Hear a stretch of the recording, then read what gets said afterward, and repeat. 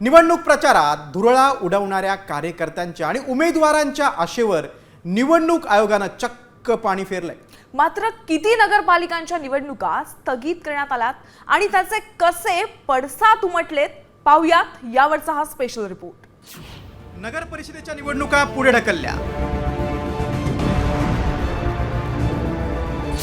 कार्यकर्त्यांच्या आशेवर फेरलं पाणी,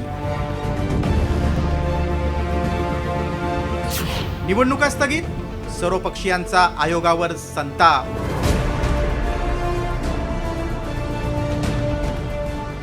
नगर परिषद आणि नगरपंचायत निवडणुकीचा प्रचार अंतिम टप्प्यात आल्यानं प्रचाराचा धुरळा उडत होता। मात्र निवडणूक आयोगानं 23 नगरपालिका आणि 61 पालिकांमधील 130 प्रभागाचं मतदान पुढे ढकलण्याचा निर्णय घेतलाय। या नगरपालिका निवडणुका 20 डिसेंबरला तर मतमोजणी 21 डिसेंबरला होणार आहे। अवघे 24 तास बाकी असताना आयोगानं निवडणुका पुढे ढकलल्यानं उमेदवारांकडून संताप व्यक्त केला जातो।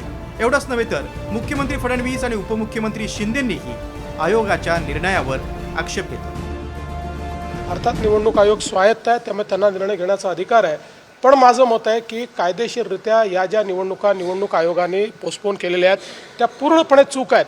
आणि त्यानंतर आता पुन्हा म्हणजे हा त्या कॅन्डिडेट्सवर किती अन्याय, ज्यांनी प्रामाणिकपणे सगळ्या गोष्टी केल्या आणि आता उद्या निवडणूक आहे आज तुम्ही पोस्टपोन करून टाकता।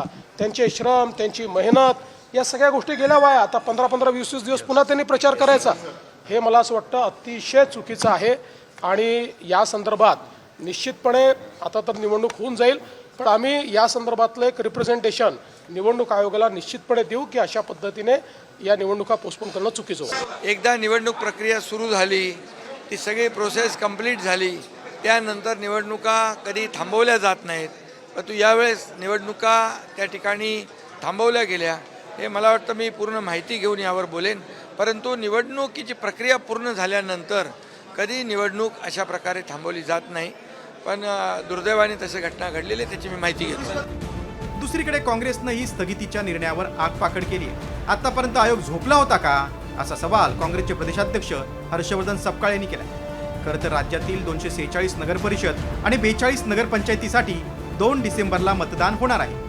मात्र यापैकी 23 नगरपालिकेच्या नगराध्यक्ष पदासह सर्व जागा तसंच 61 नगरपालिकांच्या 130 प्रभागाबाबत न्यायालयात याचिका दाखल करण्यात आल्यानं या निवडणुका पुढे ढकलण्याचा निर्णय आयोगानं घेतला। कोणत्या नगर परिषदेच्या निवडणुका पुढे ढकलण्याचा निर्णय घेतलाय ते पाहूया।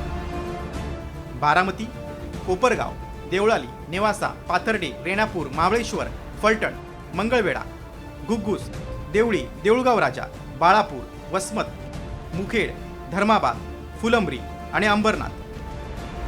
खरं तर 3 ऑक्टोबरला आरक्षण सोडत काढण्यात आले। त्यानंतर 4 नोव्हेंबरला निवडणूक आयोगानं नगर परिषद आणि नगरपंचायत निवडणुकीचा कार्यक्रम जाहीर केला। आधी विरोधकांनी मतदार यादीतील घोळावर आक्षेप घेतले होते, तर आता 23 नगर परिषदांची निवडणूकच स्थगित करावी लागल्यानं आयोगाचा गोंधळ उघड झालाय। त्यामुळे आता नव्यानं कार्यक्रम जाहीर झाल्यानं प्रचारासाठी मोठा खर्च केलेले उमेदवार संतापले। या निर्णयामुळे प्रशासनाला तर पुन्हा तयारी करावी लागणार आहेच, पण उमेदवारांनाही आपापल्या भागात निवडणुकीचं वातावरण कायम राखण्यासाठी 20 डिसेंबरपर्यंत तारेवरची कसरत करावी लागणार आहे। ब्युरो रिपोर्ट, साम टीव्ही न्यूज।